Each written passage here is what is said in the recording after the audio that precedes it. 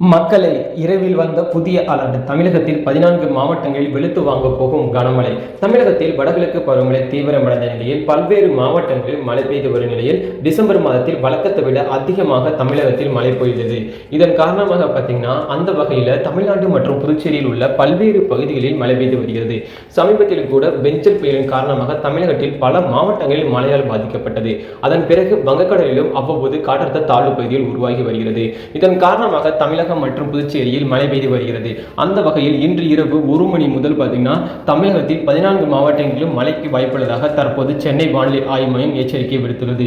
இதன் காரணமாக பார்த்தீங்கன்னா அரியலூர், பெரம்பலூர், கள்ளக்குறிச்சி, திருவண்ணாமலை, நாமக்கல், ஈரோடு, சேலம், தருமபுரி, தென்காசி, ராமநாதபுரம், திண்டுக்கல், மதுரை, சிவகங்கை மற்றும் விருதுநகர் ஆகிய மாவட்டங்களில் இன்று இரவு பார்த்தீங்கன்னா 1 மணியில் இருந்து பார்த்தீங்கன்னா மழை பொழிவு ஆரம்பிக்கும் என்று எதிர்பார்க்கப்படுகிறது.